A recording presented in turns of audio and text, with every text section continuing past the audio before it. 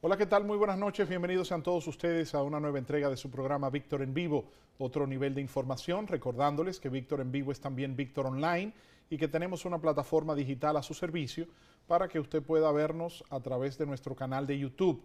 Usted puede entrar a YouTube, poner Víctor en Vivo, suscribirse y allí pues usted puede, desde la comodidad de su celular, de su tableta, en su casa, donde usted quiera y a la hora que usted quiera, ver nuestras entrevistas, nuestros comentarios y todos nuestros programas. También seguirnos a través de las redes sociales, en Facebook Víctor en Vivo y en Instagram y Twitter @Víctor en Vivo. Esta noche, hoy miércoles 6 de marzo del año 2019, estaremos conversando con una gran amiga, compañera del Partido Revolucionario Dominicano, vicepresidenta nacional de ese partido, pero además precandidata a diputada por la circunscripción número 2 del Distrito Nacional, pero además es la hija del gran líder PRDista, el doctor José Francisco Peña Gómez, quien nació un día como hoy, 6 de marzo. Después de esta pausa vamos a conversar con la licenciada Abril Peña, aquí en Víctor en Vivo. Continuamos y como habíamos anunciado antes de la pausa, Abril Peña está esta noche con nosotros aquí en Víctor en Vivo, hija del doctor José Francisco Peña Gómez, la más pequeña, ¿verdad? La penúltima. La penúltima. Somos 8. Yo soy la número 7. ¿Qué edad tú tenías? ¿En qué año tú naciste, Abril? Y perdóname la indiscreción. Y eso no se dice. Ninguna mujer se le pregunta. Una mujer como tú puede darse el lujo, 40, puede decirlo. Así. ¿Qué edad tenía cuando él murió? Menos de 40. Yo, cuando papi murió tenía, por eso te digo cuánto yo tenía, me van a sacar la cuenta.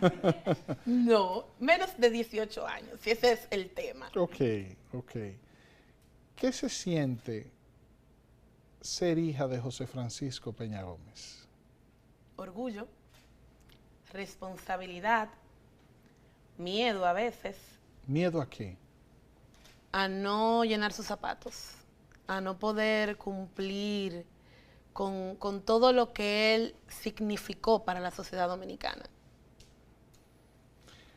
¿Cómo te sientes como hija de José Francisco Peña Gómez de que él no haya logrado la primera magistratura del Estado? Tú y yo hemos hablado de ese tema en diversas ocasiones en privado. En algunos momentos, al principio yo sentía mucha rabia y dolor, porque toda una vida superando retos y más retos para llegar hasta hacer el dominicano, el político dominicano más reconocido a nivel mundial, y no llegar es algo como doloroso. Pero también yo entiendo, y a raíz de todo lo que he visto después, que Dios sabe cómo hace sus cosas. ¿Por qué? A veces yo me pregunto si él hubiese preferido que llegara, aunque se muriera a los 2 días, vamos a ser honestos, para que se pudiese darse el gusto de decir que consiguió su sueño. Pero cuando yo veo las cosas que se pueden ver en política, que se pueden dar en un gobierno, yo me pregunto si Dios hizo lo que tenía que hacer a tiempo para permitirnos tener una imagen impoluta como la que él tiene hoy en día. No porque él fuese a cometer ningún tipo de desmán, porque eso a mí me queda claro que eso es imposible. Sino por la naturaleza de la actividad política en sí. Exactamente. Me imagino que se presentan situaciones políticas a diario que tú las ves y te preguntas, ¿cómo hubiese mi padre reaccionado ante esta situación? Todos los días. Yo a veces veo las cosas que pasan en mi país o en mi partido y digo, si papi estuviese vivo, las cosas fuesen de tal forma, o jamás hubiesen dado las situaciones que se dan hoy en día. ¿Cómo recuerdas a tu padre, el ser humano? Papi era un ser humano impresionante, porque él era como ingenuo. O sea, él era de un corazón ingenuo. Él creía en la gente, creía en la bondad innata del ser humano. Era un papá muy apoyador. Muy apoyador. Yo, papi, cuando yo quería una cosa, yo fácilmente se la pedía más fácil a papi que a mi mamá. Porque yo sabía que con papi yo le iba a conseguir facilito. Papi era muy apoyador. Le gustaba cantar, le gustaba ver novelas. Papi veía novelas. Pero él, cuando creía que no lo estaban viendo, él ponía su novela y cuando uno entraba, cogí y cambiaba un canal de deportes para que creyeran que él estaba muy serio viendo su canal de deportes. ¿Qué novelas veía? Que yo recuerdo, la última que él vio fue Te sigo amando. Esa fue la última novela que yo recuerde que él vio. De tus memorias, ¿cuáles son los 2 o 3 episodios que tienes más fresco en tu mente de José Francisco Peña Gómez, tu padre? De papi, déjame pensar. Bueno, la primera vez que él y yo fuimos de tiendas juntos, fuimos a Cuesta, valga la cuña, no sé si tiene el anuncio, pero valga la cuña. Y él me preguntó realmente qué yo quería, que fuéramos de compra, él me preguntó qué yo quería. Él parece que pensó que yo iba a pedir juguetes, pero yo pedí libros. Entonces yo fui y empecé a coger libros, y libros van, y libros vienen, me dijeron, coge libros. Cuando salimos, llevábamos como 4 cajas de libros, y él se quejaba de que yo lo había quebrado. Pero en el fondo lo que sentí era como un orgullo, como, wow, mi hija, yo tenía, qué sé yo, 12 años, en vez de pedirme juguetes, o pedirme dinero, o pedirme ropa, como cualquier adolescente, yo le pedí libros, y él se le veía como el orgullo cuando compramos los libros. Después un día que yo canté una canción, a él le gustaba mucho cantar, y yo canté la canción y él se sorprendió, porque fue una canción quiero que me hagas el amor. Y yo como con 12 años, yo me metí en mi personaje, canté mi canción, ¿Te viviste y la movie? bailé, me creí mi movie. Y él se sorprendió por la voz y por lo que como yo actué, pero al mismo tiempo como que se preocupó, porque él era muy celoso, muy, muy, muy celoso. ¿Y cómo reaccionó? No, él se horrorizó y llamó a mi mamá, que como yo permitía que la niña hiciera ese tipo de cosas. Pero en el fondo, o sea, yo entiendo que la canción y el bailecito tienen que haberle chocado como cualquier papá. Pero fue cómico verlo así. Y después, un episodio muy cómico fue que yo entré a un colegio nuevo. En el colegio, el colegio estaba como un poquito adelantado para su época. Se cantaban canciones parecidas a las que se cantan ahora, con un vocabulario medio soez. Y yo que no sabía, o sea, yo lo repetía, pero sin saber lo que estaba repitiendo. Mi mamá me dice, ve, dile a tu papá lo que te contaron en el colegio. Yo se lo conté, al otro día yo estaba inscrita en otro colegio. Era celoso como padre. Era celoso, sí. Y del José Francisco Peña Gómez político, ¿cuáles son las imágenes que te llegan de primero a la mente cuando te hago esa pregunta? Papi corriendo en una caravana, por ejemplo. O sea, era impresionante ver un ser humano correr kilómetros y kilómetros. Pero no era que él corriera, era ver cómo la gente lo seguía a pie. O sea, las cosas que se veían en los mítines de la 17 que yo llegué a ir, eso era impresionante. Y tú saber que era sin dinero, sin intervención del Estado, solamente por amor a él, por su carisma, por su poder de convocatoria, era impresionante. Una vez le pregunté, después del 94, yo le pregunté, que yo era pequeña, pero yo recuerdo con una claridad meridiana que la gente estaba dispuesta a tirarse a la calle. Y yo, muchacho, al fin le pregunté, pero ¿por qué tú no dejas que se tiren? Porque tú ganaste. Y él me había dicho que habíamos ganado. O sea, esa noche papi me fue y me dijo, celebra que eres hija del presidente. Y luego tuvo que ir en la noche a decirme, recoge, vamos a dormir en otra parte. Pasó y me explicó lo que había pasado.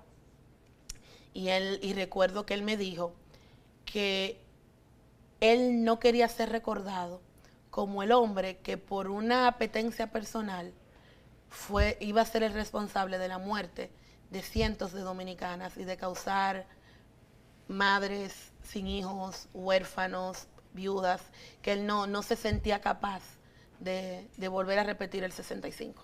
¿Nobleza o ingenuidad? Ambas cosas. ¿Cómo ha sido para Abril Peña, hija del doctor José Francisco Peña Gómez, seguir sus pasos en la política, ser una dirigente política dentro de su partido revolucionario dominicano y vivir situaciones políticas ya no como la hija del líder, sino como Abril Peña? Bueno, lo de la hija del líder siempre va a ser un poco difícil quitármelo de encima. Yo creo que nada más si llego a presidenta puedo decir, y todavía yo llego a presidenta y van a decir que es porque soy la hija de.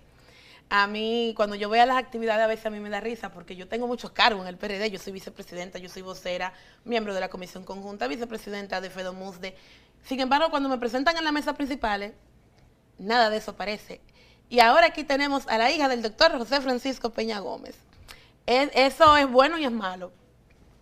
Ya en los últimos tiempos he logrado empezar a crearme mi propio nombre, mi propia marca interna a nivel político y espero que externa en el 2020 con la candidatura a diputada. Pero siempre es un reto. Siempre es un reto porque hay mucha gente que me teme. Me teme porque entienden que, mis dotes naturales sumado al peso de su nombre, al peso del apellido, al voto emocional que pueda haber de los peñagomistas, los miles de peñagomistas que hay en todo el país, me dan una ventaja. Y eso a veces son como pequeñas piedrecitas en el camino, pero yo entiendo que eso sencillamente hace a uno más fuerte. ¿De dónde viene tu nombre, muchacha de Abril? ¿Por qué te llamas Abril? Bueno, eso tiene un asunto romántico, un trasfondo romántico inicialmente. Mis padres empezaron a salir en abril. Mi mamá también era política y era muy revolucionaria en su época. Ella siempre decía que quería tener una hija que se llamase Abril por la guerra del 65. Entonces se unieron en la fecha del aniversario. Ah, imagínate. El aniversario, más el 65, más ese romanticismo. Se juntó la comida con la gana de comer. Exactamente. Y terminé llamándome Abril del Pilar. ¿Por qué del Pilar? Del Pilar. Pilar es una monja, Sor Pilar, de la Orden del María Auxiliadora, que ayudó a criar a mi mamá en Jarabacoa. Ella está ahora mismo en Barahona. Y Sor Pilar es mi abuela, abuelita realmente. Entonces, en honor a ella y ella en honor a la Virgen del Pilar, yo me llamo Abril del Pilar. ¿Qué recuerdo más traumático permanece en tu memoria de las épocas tan difíciles que le tocó vivir a tu padre y a tu familia en la actividad política? Yo diría que el principio de la década de los 90, cuando empezaron a salir los videos truqueados de supuesta brujería, el haitianismo, si era haitiano, si no era haitiano, si traían drogas, si no traían drogas, porque yo a veces creo que el cáncer, creo no, está demostrado que tiene un fuerte componente emocional y hubo muchos ataques rastreros en esa época que le dolían y nos dolían. Y a mí, como en mi caso como niña, sufrí mucho bullying en el colegio y yo recuerdo, en la Bembe Peña Gómez aterrizan los aviones y ese tipo de cosas. Pero los peñas somos fuertes, o sea. Ahora que lo mencionas, y qué bueno que tocamos este tema, parece imperceptible, pasa desapercibido, pero ¿cuánto sufren los hijos de los políticos, las familias de los políticos? Porque la que decidiste ser política fuiste tú, el que decidió ser político fui yo. Nosotros no le preguntamos a nuestras esposas o a nuestros esposos, ni a nuestros padres, ni a nuestros hijos, ni a nuestros hermanos, si querían someterse al escrutinio, al cuestionamiento por su condición de ser familia de quien decidió. Porque si mi esposa estudia arquitectura, no me involucra a mí en su carrera. No. Si mi esposa es abogada, no me involucra a mí en su carrera. Pero si yo soy político, la involucro no solamente a ella, sino a toda su familia y a todos mis hijos y a todo el mundo. Eso es así. La vida de los hijos de los políticos no es fácil. Tú tienes que respetar ciertos códigos, tienes que vivir a la altura de tus padres. Cualquier cosa que tú puedas hacer como un adolescente normal puede ser mal vista. Pierdes privacidad. Pierdes privacidad, tu vida es pública. Y tu casa también. Mi casa no era mi casa, su casa no era su casa. Yo llegaba, entraba a la habitación y encontraba a cualquier Juan de los Palotes y yo me preguntaba, ¿y tú qué haces aquí? Esperando al doctor Peña Gómez, me dijo que lo esperara aquí. Exactamente. Yo con mi hija a veces me pregunto si hago bien, si no le estoy sacrificando, si no estoy sacrificando mi política, o sea, su vida y la vida de mi esposo, de mi mamá, de mi hermana, porque a la política hay que dedicarle mucho tiempo. Es un sacerdocio. Mucho tiempo. Y tú llegas a la casa y ahora, antes tú te desconectabas porque no había celulares, pero ya no hay forma de desconectarse. Y es una vida muy sacrificada, realmente. Antes de irnos a la pausa, para terminar con esta parte del doctor Peña Gómez y pasar entonces ya a la Abril Peña de hoy día, precandidata a la diputación por la circunscripción número 2 del Distrito Nacional y todos otros planes y proyectos que tienes, ¿cuál es el recuerdo más marcado que tienes de tu padre? ¿Político o personal? Ambos, uno y uno. Personal, son como flashes, momentos. Por ejemplo, él me decía morenota y me cargaba. Eso Era cariñoso. Era muy cariñoso. Nos peleábamos por los helados. A él le encantaban los helados Magnum, pero a él le gustaba que le pelaran el chocolate y yo me los comía. Los pleitos por los libros, él detestaba que le pusieran la mano a sus libros y yo me los robaba. Yo me los llevaba para mi casa. De hecho, tengo libros de él firmados, él los subrayaba. Pleitos porque yo era muy malcriada a veces. La felicidad cuando yo le llevaba las notas. Una vez que me corté el pelo, se puso furioso. Él detestaba que yo tuviera el pelo corto y duró días y días sin hablarme molesto porque yo le había cortado la melena a su muñeca. Son como cosas que para otros seres humanos tal vez sean normales, pero como yo no estaba todo el tiempo con él, esos momenticos son cosas que yo tengo que recordar y que tal vez mis hermanos no pudieron disfrutar porque como ellos nacieron en pleno 12 años, papi no tenía el tiempo, tenía que salvar su vida. Sin embargo, conmigo él pudo ir al colegio, pudo juntarse con mis amigas, pudo celebrar cumpleaños, pudo llevarme a cenas. Tuvo la oportunidad de ser más papá contigo que con tus hermanos mayores. Exactamente. Entonces, eso es algo que yo valoro. Y desde el punto de vista político, el 94 y el 96, esas dos campañas fueron muy duras y lo que pasó en la fecha de las elecciones, lo recuerdo los días después, cuando se estaban revisando los libros de la Junta, hasta yo participé de ese proceso, porque eso sencillamente era comparar y uno ya estaba en el bachillerato, podía participar de ese proceso. Las noches y noches durmiendo tarde, sin cuidarse. Cuando nos llamó de Estados Unidos para decirnos que tenía cáncer, fue un momento... ¿Cómo te lo dijo? Fue por teléfono. Él nos reunió a los más pequeñas en ese momento para explicarnos lo que estaba pasando. Yo siempre fui muy optimista. Yo pensaba que él honestamente iba a ser capaz de superarlo porque lo había superado todo. ¿Y cómo les dijo que tenía cáncer? Fue sencillamente, mijita, me hice una cirugía y el médico determinó que yo tengo cáncer, pero no hay nada de qué preocuparse, vamos a salir hacia adelante. Fue algo, palabras más, palabras menos, algo así. En el momento yo tal vez no le di la importancia, porque, vuelvo y te repito, yo pensé que él lo iba a superar. ¿No tenías quizás la madurez o la experiencia para entender la gravedad de sus palabras? Yo sí sabía lo grave que era el cáncer, pero también sabía lo de la fortaleza de él y sabía que el cáncer, si es agarrado a tiempo, las probabilidades de sobrevivencia son muy altas. Lo que yo no sabía era que el tipo de cáncer que él tenía es uno de los más agresivos y que la tasa de sobrevivencia es prácticamente cero. Independientemente de las situaciones de estrés provocadas por la política, como lo señalaste anteriormente, su alimentación, su desorganización quizás en la forma de alimentarse por los horarios, por las reuniones, sus constantes viajes. Eso fue un factor, definitivamente. ¿Verdad que sí? Papi quería más al PRD y al país que a sí mismo. O sea, por encima del PRD y el país, nadie, ni siquiera nosotros. Papi amaba profundamente República Dominicana. Yo creo que él siempre se sintió obligado a demostrarlo, a demostrar el amor. Fue tanto lo que se habló de que no era dominicano, que él sentía como la presión de demostrar que él era más dominicano que todo el mundo. Yo recuerdo una entrevista de él en 1+1, donde él dijo: lo que a un político dominicano le cuesta un paso, a mí me toma 2 y hasta 3. Yo diría que más. Porque cuando en el 78 ya papi era el líder indiscutible del PRD. ¿Y quién fue el presidente?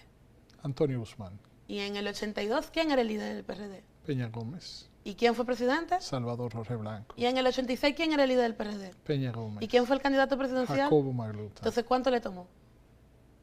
Le tomó toda una vida. Él siempre apostaba al otro.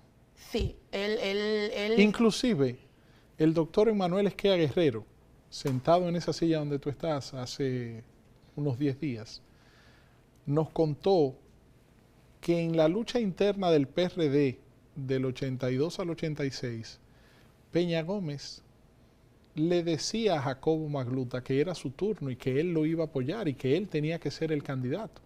Sin embargo, nos contó situaciones donde afectaron al doctor Peña Gómez, humillaron al doctor Peña Gómez. Así es.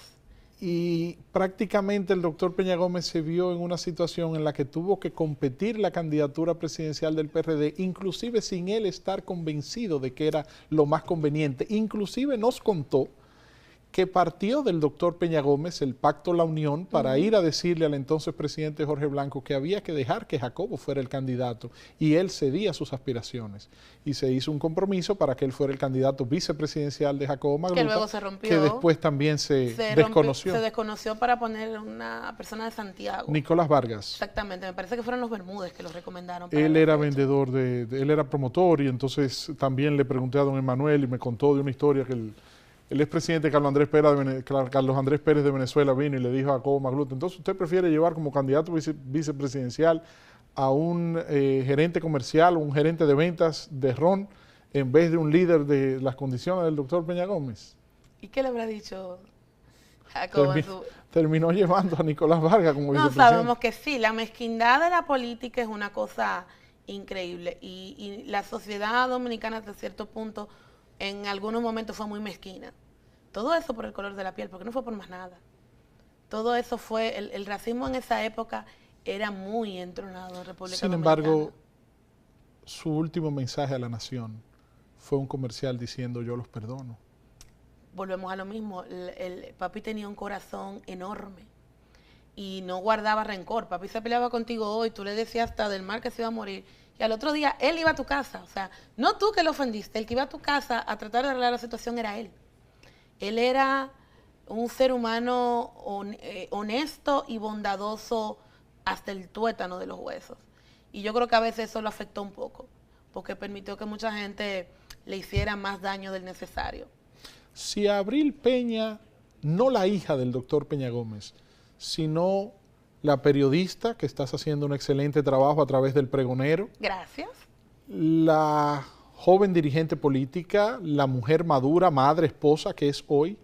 Si le preguntan a esa Abril, no a la hija de José Francisco Peña Gómez, sino a la mujer de hoy, ¿por qué Peña Gómez no ganó la presidencia? ¿Qué responderías? Por ingenuo. Según me cuentan, porque ya a esa altura uno tiene que escuchar las diferentes campanas, a papi se le solicitó que Fernando Álvarez Bogarty o Fernando no fuera el candidato vicepresidencial y que se hiciera de la vista gorda con algunos funcionarios de la época del doctor Joaquín Balaguer. Sus principios que eran inquebrantables e ingenuidad. Yo creo que se juntaron las dos cosas. Papi creía que andar siempre por la línea recta, sin caminar los diversos tonos de grises que tiene la política, era suficiente para llegar. Y a la postre vemos, si vemos la historia, que no es así, lamentablemente. Hacemos una pausa. Estamos conversando con Abril Peña. En este primer segmento de la entrevista hemos conversado con Abril Peña, la hija del doctor José Francisco Peña Gómez, que nació un día como hoy, 6 de marzo del año 1937. Tendría 82 años de vida, de estar con vida. Murió el 10 de mayo del año 1998, a la edad de 61 años. Recordado como uno de los líderes políticos más carismáticos y más trascendentales del siglo pasado en la historia de la República Dominicana. Fue la voz que levantó este pueblo en la Guerra de Abril de 1965, pidiendo el respeto a la constitucionalidad y la vuelta al poder del profesor Juan Bosch sin elecciones. Después de ahí se convirtió en el principal líder opositor del régimen del doctor Joaquín Balaguer en los 12 años y posteriormente fue el secretario general y líder del Partido Revolucionario Dominicano y armador de la campaña de 1978 de Antonio Guzmán, de 1982 de Salvador Jorge Blanco. Vino una terrible división en el PRD, personificada en él y en su compadre, el licenciado Jacobo Magluta, para las elecciones de 1986. Y a partir de ahí, el doctor Peña Gómez se convirtió en el único líder del PRD porque Jacobo Magluta hizo tienda aparte en el Partido Revolucionario Independiente PRI, y a partir del 90 Peña Gómez fue candidato presidencial y también en el 94 y también en el 96. Ya en la postrimería de su vida, en el 96, un cáncer le arrebató la vida y el licenciado Magluta también de cáncer murió. Peña Gómez y Jacobo Magluta fueron llamados a ser los dos relevos generacionales, tanto del profesor Juan Bosch como de otros líderes de la época, el doctor Balaguer y otros líderes más longevos que ellos. Sin embargo, el doctor Peña Gómez y el licenciado Magluta murió primero, murió apoyándole. Magluta murió con una carta del PRI apoyando la candidatura presidencial de Peña Gómez para las elecciones de 1996. Sin embargo, Peña Gómez y Magluta murieron antes que Joaquín Balaguer y que Juan Bosch. Después de la pausa vamos a conversar con Abril Peña, la dirigente política, la vicepresidenta de la Federación Dominicana de Mujeres Socialdemócratas del PRD, la rama femenina del PRD, vicepresidenta nacional del PRD, directora de su periódico El Pregonero, que ha estado pues de manera muy activa en las redes sociales dando noticias, pero sobre todo de la candidata a la diputación por la circunscripción número 2 del Distrito Nacional. Abril Peña, esta noche con nosotros en Víctor en Vivo.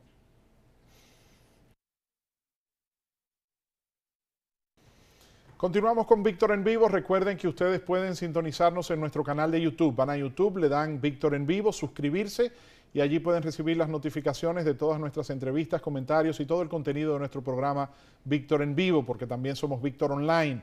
Y también a través de nuestras redes sociales, @Víctor en Vivo en Instagram y en Twitter y Víctor en Vivo en Facebook. Estamos conversando esta noche con Abril Peña, vicepresidenta del Partido Revolucionario Dominicano y candidata a diputada por la circunscripción número 2 del Distrito Nacional. ¿De dónde te surge la idea de aspirar a ser diputada por la circunscripción 2? Mira, lo primero es que yo voto ahí, esa es mi circunscripción. También yo, antes de ser periodista, yo estudiaba Derecho. Yo, de hecho, trabajé en la Cámara de Diputados, en el departamento que redacta leyes. O sea, ya yo tengo experiencia, vamos a decir, en el área. A mí me gusta crear políticas públicas, me gusta el saber que el Congreso, aunque la gente tal vez no lo sepa, es el primer poder del Estado. No es el Poder Ejecutivo el primer poder del Estado, es el Congreso Nacional. Yo entiendo, aunque yo siento mucho amor por la labor social, yo entiendo que la labor de supervisión de los demás poderes del Estado y el poder crear leyes que te permitan mejorar la vida de los ciudadanos es un buen lugar para yo estar. ¿Te sientes identificada con la labor legislativa? Exactamente. ¿Te gustaría proponer leyes? ¿Qué tipo de leyes has pensado que te gustaría proponer una vez llegues al Congreso? Mira, nosotros como precandidata vamos a lanzar una plataforma donde los mismos ciudadanos van a poder sugerir, pero por lo menos en las primeras consultas que hemos hecho, por ejemplo, en la circunscripción de nosotros hay un tema grave de movilidad. Bueno, tú fuiste diputado de esa circunscripción, tú sabes que las calles son muy estrechas, la gente se parquea en doble parking y lo que queda es un trechito para cruzar. Bicicletas y motores. Bicicletas y motores. Porque ni triciclos. Exactamente. Una de las propuestas que nos han hecho los ciudadanos es el tema de los parqueos municipales, pero ellos quieren que sean parqueos del sector privado y sugieren que el Estado dé una serie de beneficios para fomentar que las personas que tengan terrenos en la circunscripción, en vez de hacer grandes edificaciones o locales comerciales, hagan parqueos municipales. Esa tal vez sería la primera propuesta, porque yo que vivo allá, mira, el bajar por esa López de Vega, después de la San Cristóbal, hasta Camino Chiquito, eso es un infierno. Uno pierde ahí hora y media. Y la rotonda de la Plaza Ecuador en Camino Chiquito, en el supermercado, eso ni hablar. Es insoportable. Y la avenida Paseo de los Reyes. Eso hay que durar 2 horas. Si tú te vas por allá, por debajo, por los Ramírez, o te vas a los Girasoles por esa zona, eso no hay forma de caminar, de que haya movilidad. Y como bien dice nuestro candidato alcalde, el tema de movilidad para los ciudadanos del Distrito Nacional es tal vez la principal problemática, porque se gasta dinero, se gasta tiempo, es que es un tema de salud. Se gana estrés. Estrés, es un tema de salud. Cuando tú ves que la gente dice, mató uno porque le rayó el vehículo, no fue porque le rayó el vehículo. Es el cúmulo. Es el cúmulo de cosas, sumado a 2 horas sentado en un vehículo, tú gastando combustible. ¿Y cómo ha estado la receptividad de los PRDistas y de los habitantes de la circunscripción al ir presentando tu candidatura? Increíblemente buena. Yo estoy gratamente sorprendida, porque aunque yo llevo toda una vida haciendo política, yo estoy en la dirección nacional. Cuando uno está en la dirección nacional, uno a veces como que se separa un poco del nivel municipal o en el caso del distrito, del nivel de la circunscripción. Sin embargo, la recepción de ellos ha sido muy buena, como si yo toda la vida hubiese hecho política exclusivamente para ellos. ¿Y es la primera vez que te presentas como candidata? Y es la primera vez que me presento como candidata hacia lo externo, así es. Con respecto a la selección de las candidaturas, el Partido Revolucionario Dominicano apoyó la propuesta de las primarias abiertas. O sea que en los próximos meses se estará ya presentando el calendario de quiénes serían los diferentes candidatos y candidatas a ser inscritos para presentarse en las primarias abiertas. ¿No le temes al escrutinio o irías a un proceso de asamblea Lo que pasa es de dirigentes? Que la Comisión Política lo que aprobó fue que iría a primarias abiertas el cargo a presidente. O sea, solamente el presidente iría a primarias abiertas. Para los demás niveles iríamos o por encuesta, o por convención de delegados, o por convención de dirigentes. O sea, en el caso de los diputados, alcaldes, regidores y vocales y directores de distritos no van a ir a primarias abiertas. ¿Y cuál de esas modalidades preferirías tú para escoger los candidatos y las candidatas a las diputaciones del Distrito Nacional en la circunscripción 2? La que el partido decida, yo no tengo ningún tipo de problema. Yo tengo fe en nuestro proyecto, tengo fe en el equipo que trabaja conmigo. ¿Has estado trabajando ya durante qué tiempo? ¿Hace cuánto presentaste oficialmente tu candidatura? La candidatura la presentamos en enero. Empezamos a visitar, ni siquiera hemos hecho un lanzamiento oficial porque la ley lo prohíbe. Lo que se está haciendo es la fase que permite la ley, que es la visita de contactos casa a casa, que es lo que la ley permite, actividades pequeñas. Eso es todo lo que la ley permite hacer hasta la fecha.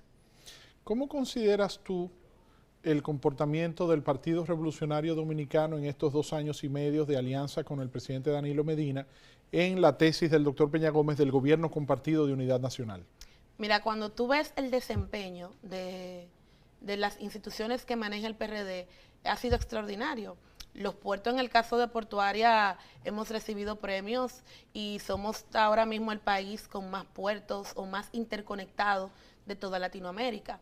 Los logros que hemos tenido a nivel de diplomacia han sido un logro del Partido Revolucionario Dominicano por el ingeniero Miguel Vargas, pero también gracias a las relaciones internacionales que tiene el Partido Revolucionario Dominicano. Tenemos que recordar que quien dirige la ONU fue presidente del Internacional Socialista y muchos de esos logros sin esa alianza y sin ese gobierno compartido que tienen el PRD y el PLD, hubiese sido imposible. El que nos sacaran de una lista en la que nunca debimos estar con respecto a los derechos humanos fue un logro del Partido Revolucionario Dominicano.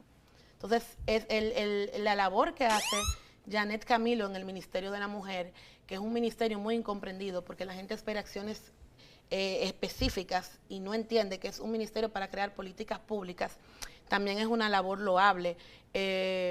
Luis Ernesto Camilo en la Junta de Aviación Civil, también trabajando a nivel internacional con los demás puertos, con el tema de aviación, son logros y recibimos premios también a nivel internacional de eso. ¿Tú entiendes que el Partido Revolucionario Dominicano, en caso del presidente Danilo Medina presentarse a una reelección, mantendría la alianza con el presidente Danilo Medina o tú entiendes que el presidente no se va a reelegir? Bueno, nuestro presidente y la Comisión Política han dicho que nosotros vamos solos a los 3 niveles. Mientras el Partido Revolucionario Dominicano mantenga esa tesis, entonces iremos solos. Te lo pregunto porque el secretario general del PRD, tu hermano y nuestro compañero Tony Peñaguaba, ha dicho que está en desacuerdo con que se pueda producir nuevamente una alianza. ¿Cuál es tu posición con respecto a una eventual alianza para la reelección del presidente Medina? Mira, vuelvo y te repito, yo entiendo que eso es una decisión del Partido Revolucionario Dominicano como tal, pero también entiendo que ningún partido llega solo.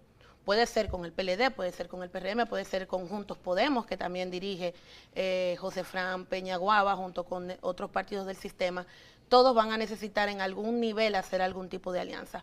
Pero vuelvo y repito, el Partido Revolucionario Dominicano ha dicho hasta la fecha que vamos solos. ¿Cómo tú evalúas el desempeño que han tenido los legisladores del Partido Revolucionario Dominicano? ¿Cómo consideras que te sentirías trabajando con ese bloque de diputados y diputadas que me imagino que en su mayoría van a querer repetir, salvo algunas excepciones, como el actual vocero Radamés González, que está aspirando a la alcaldía de Santo Domingo Este? Bueno, la labor de nuestros diputados es una labor difícil porque están en un bloque en minoría. Cuando tú estás en un bloque de minoría, tú lograr que te sean aprobadas leyes es sumamente difícil. Todo en la vida en minoría es difícil. Todo en la vida en minoría es difícil. Entonces, pero por ejemplo, en el caso de la paridad, nosotros logramos introducir, si no la paridad, por lo menos que se respetara el balance, un mínimo de 40, un máximo de 60 de ambos sexos, que eso es una postura del PRD, no de ahora. Fue una idea del doctor Fue una idea del doctor José Francisco Peña Gómez y nosotros la cumplíamos incluso cuando no existía la ley. Por eso para nosotros no es problema si la ley de... La cuota. En la cuota para nosotros no es problema porque para nosotros, en nuestros estatutos, nosotros somos un partido paritario. También me gustó mucho que ellos hayan respetado nuestra posición con el derecho a elegir en el Código Penal. Como mujer y como periodista y como socialdemócrata, que nuestros legisladores respeten los principios en los cuales nuestro partido está basado, para mí es muy importante. ¿Entiendes que la mujer tiene el derecho a elegir si tiene o no a su hijo? Sí y no. En las tres causales, que es el caso que si tiene el peligro de la muerte, el peligro de la vida, en la muerte de la madre, si el niño viene con por ejemplo, un niño anencefálico no tiene ninguna probabilidad de sobrevivencia, y someter a una madre a un tema de un riesgo, porque la gente se le olvida que un embarazo es algo riesgoso. Usted puede morir. Entonces, si usted no va a tener un producto viable, ¿cuál es la necesidad? Entiendo que no se puede dejar al libre albedrío de un médico la seguridad de mi vida. Con respecto al tema de otros temas que son también muy contradictorios, no solamente el aborto, sino también el tema, por ejemplo, de la legalización de las drogas, que se ha estado comentando. Otros países han adoptado, por ejemplo, Colombia tiene ahora, de que permite el consumo hasta un mínimo, pero no el narcotráfico. ¿Cómo visualizas tú ese debate en República Dominicana? Yo creo que República Dominicana todavía no está preparado para eso. Entiendo que es cierto con lo que mucha gente dice, que cuando la ley seca en Estados Unidos eran malos muertos antes de que se legalizara que luego de que se legalizara. Pero yo creo que a República Dominicana todavía le falta un poquito para poder entrar en un debate de esa categoría. El tema de la nacionalidad, la migración haitiana, sobre todo la migración extranjera, pero sobre todo la haitiana, por ser el país con el que compartimos la isla y tenemos frontera, el único con el que tenemos frontera terrestre. ¿Entiendes tú que se debe nacionalizar a todos esos haitianos que tienen ya muchos años viviendo aquí con este proceso que se ha determinado a través de la sentencia 168-13 del Tribunal Constitucional, o tienes una posición más radical como otros sectores? No, yo entiendo que se debe cumplir la ley. Usted está como la cumplen los millones de dominicanos que están fuera. Para yo tener visa americana, por ejemplo, yo tuve que cumplir un proceso. Entonces yo entiendo que todo extranjero, no solamente haitiano, porque uno habla mucho de los haitianos, pero aquí vienen muchísimos europeos, hacen muchísima vagabundería y cuando tú vas a ver no tienen ningún tipo de documentación. Es un poco el síndrome de Guacanagarí que nosotros tenemos, que cualquiera que venga, siempre y cuando sea de fuera, es mejor. Pero yo entiendo que cualquier inmigrante que venga a República Dominicana tiene que cumplir con nuestras leyes. Y aquí hay un código de migración que te especifica cuáles son los requisitos para tu hacerte nacional.